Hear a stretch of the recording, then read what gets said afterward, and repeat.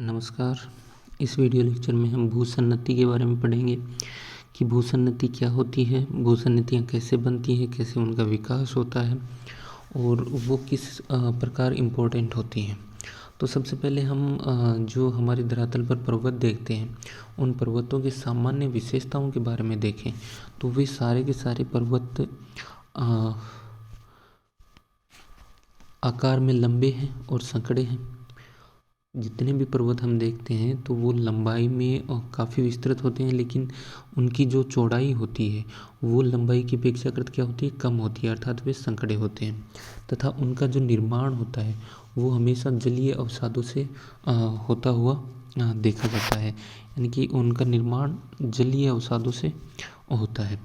तो इन दोनों विशेषताओं को ध्यान में रखते हुए इस भूसन्नति की संकल्पना सबसे पहले विकसित हुई। तो माना यह गया कि भूसन्नतियाँ क्या होती हैं कि भूसन्नतियाँ कुछ लंबे, संकरे तथा उथले जलीय भाग होती हैं। भूसन्नतियाँ क्या होती हैं, कुछ लंबे, उथले जलीय भाग होती हैं जो चौड़ाई की दृष्टिकोण से संकरी होती हैं, जिनमें तलछटी निक्षेप के साथ साथ तली में धसाव होता है। यानी कि कुछ ऐसी जो लंबी और संकरी उथली जलीय भाग होता है जिसमें दोनों तरफ से नदियाँ आती हैं, नदियाँ आकर गिरती हैं और गिरकर वहाँ पर क्या किस चीज़ का निक्षेपण करती हैं, वो अवसादों का निक्षेप करती जाती हैं। और यानी कि ये जो तलछटी निक्षेप है वो करती है तथा साथ ही साथ उनकी तली में धसाव होता है। जब ये यहाँ पर निक्षेप करेंगी तो यहाँ पर भार में वृद्धि होगी और भार में वृद्धि होगी तो इसकी जो ये तली है इसमें भी धसाव होगा। तो ये सामान्य विशेषताएं इसकी हमें ध्यान में रखनी है। पहली तो कौन सी कि भूसन्नतियाँ लंबे, संकरे और उथले जलीय भाग होती हैं। तो पहली विशेषता जलीय भाग होती है जो लंबी होती है और संकरी होती है तथा उथली होती है।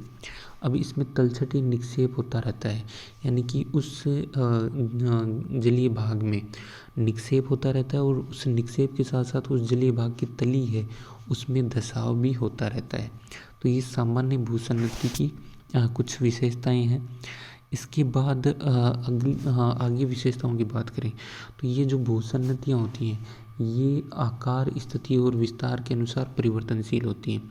यानी कि ज़रूरी नहीं है कि ये एक जगह पर रहें तो वहीं पर रहें। प्लेटों की गति के साथ साथ ही इनकी स्थिति है, इनकी जो स्थिति है वो भी बदलती रहती है। इनका आकार भी छोटा बड़ा होता रहता है और इनका विस्तार है वो भी बदलता रहता है। यानी कि ये स्थिर नहीं होती, ये परिवर्तनशील होती हैं, जो प्राय दो भूखंडों के बीच रहती है। ये जो भूसन्नतियाँ हैं वो प्राय दो भूखंडों के बीच रहती हैं और इनके जो तटीय भाग हैं वो अग्रदेश कहलाए जाते हैं। यानी कि ये भूसन्नति है मान लो कोई, तो ये इसके जो अग्र भाग हैं ये क्या कहलाए जाएंगे, अग्रदेश कहलाए जाएंगे, फोरलैंड इन्हें कहा जाएगा।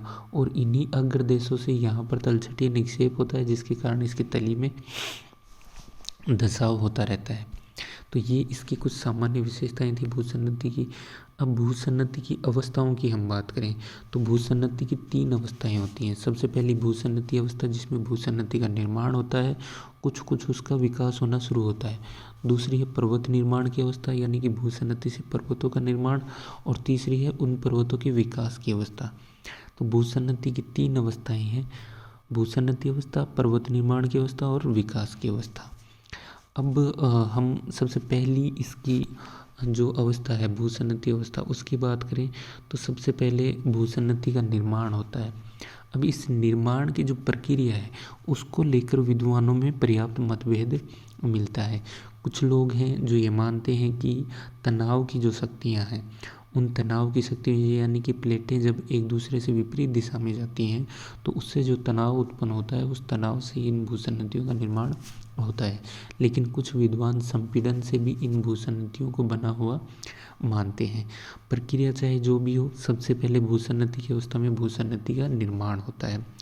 उस निर्माण के बाद जो समीपवर्ती उच्च स्थलीय भाग हैं या जो अग्रदेश हैं वहाँ से नदियाँ हैं वो अवसाद लाती हैं और यहाँ पर जमा करने लग जाती हैं। यानी कि जो नदियाँ हैं वो अग्रदेशों से अवसाद लाएंगी और इसकी तली में जमा करना शुरू कर देंगी और जब वो जमाव ज़्यादा होता जाएगा तो जो तली में भारीपन है वो होता जाएगा, एक मोटी परत अवसादों की जम जाएगी और तली में धसाव होना शुरू हो जाएगा। तो जितना ज़्यादा धसाव होगा तली की मोटाई भी उतनी ही ज़्यादा बढ़ती जाएगी। तो ये जो पूरी स्टेज है ये उसकी प्रथम स्टेज है जिसे भूसन्नति अवस्था भी कहते हैं। अब जो दूसरी इसकी अवस्था है वो है पर्वत निर्माण की अवस्था, जहाँ पर क्या है कि अधिक जमाव हो जाता है जिन भूसन्नतियों में निक्षेपों का, तो वहाँ पर असंतुलन भी हो जाता है और उस असंतुलन के कारण भू हलचल पैदा होने लग जाती है। यानी कि कहीं पर अगर हम ज़्यादा किसी भी भूसन्नति में अगर ज़्यादा अवसादों का जमाव हो गया तो वहाँ पर जो पहले संतुलन व्याप्त था उस संतुलन में गतिरोध उत्पन्न हो जाता है, वहाँ पर असंतुलन हो जाता है और उस असंतुलन से उसके चारों ओर भू हलचल उत्पन्न हो जाती है, उस भूसन्नति के चारों ओर। अब मान लो यहाँ पर ये अवसाद जम गए और अवसाद जमने के बाद क्या होता है कि दोनों ओर से इस भूसन्नति के इन अवसादों पर दोनों ओर से क्षैतिज दबाव लगना शुरू हो जाता है और जब क्षैतिज दबाव यहाँ पर लगेगा तो ये जो अवसाद है इन अवसादों में मोड़ बनना शुरू हो जाएंगे और ये मोड़ बाद में क्या करेंगे, वलित पर्वतों का निर्माण कर देंगे। तो इन अवसादों में वलन होने से वलित पर्वतों का निर्माण हो जाता है। अब ये इसकी दूसरी अवस्था है जिसे हम क्या कहेंगे, पर्वत निर्माण की अवस्था। तो पर्वत निर्माण की अवस्था के बाद क्या आता है, विकास की अवस्था। तो हमने देख लिया कि पहले भूसन्नति का निर्माण, उस भूसन्नति में अवसादों का जमाव, उसकी तली का धसाव, फिर वहाँ पर असंतुलन होना और असंतुलन से भू हलचल पैदा होती है, भू हलचलों से क्षैतिज दबाव लगता है और अवसादों में वलन होने से वलित पर्वतों का निर्माण हो जाता है। जब वो दबाव लगता है तो कुछ पदार्थ नीचे चले जाते हैं और नीचे जाएंगे तो नीचे ताप क्या है, नीचे तापमान अधिक मिलेगा और अधिक तापमान से वो गर्म हो जाते हैं। यानी कि नीचे जब वो पदार्थ जाएंगे तो वो अधिक तापमान के कारण वो गर्म हो जाएंगे और कोई भी वस्तु जब गर्म होगी तो वो क्या करेगी, फैलेगी। तो वो फैलते हैं और फैलने के बाद पर्वतों में उत्थान होना शुरू हो जाता है। यानी कि जो गहराई में पदार्थ गए वो अधिक तापमान के कारण वहाँ पर क्या हो जाएंगे, फैलने लगेंगे और फैलने लगेंगे तो वो पर्वतों में जो ऊपर की ओर चट्टानें हैं उन पर भी ऊपर की ओर उत्थान के लिए दबाव डालेंगे तो पर्वतों में उत्थान होना शुरू हो जाएगा। वह उत्थान के साथ साथ ही उन पर्वतों पर अपरदन के कार्य हैं वो भी शुरू हो जाते हैं। तो ये भूसन्नति की अवस्था जो है ये जब हम पर्वतों का निर्माण पढ़ेंगे तो उन पर्वतों के निर्माण के दौरान इम्पोर्टेंट रहती है। तो सबसे पहले इसमें 2-3 ही चीज़ याद रखनी है कि लंबा संकड़ा और उथला, यानी कि कम गहरा एक गर्त होता है। लंबा संकड़ा और कम गहरा एक गर्त होता है। उस गर्त में चारों ओर से नदियाँ अवसादों का जमाव करती हैं और उन अवसादों के जमाव से इसकी तली में धसाव भी होना शुरू हो जाता है। यानी कि इसकी तली धस जाती है, ये पूरी एक मोटी अवसादों की परत यहाँ पर जमा हो जाती है।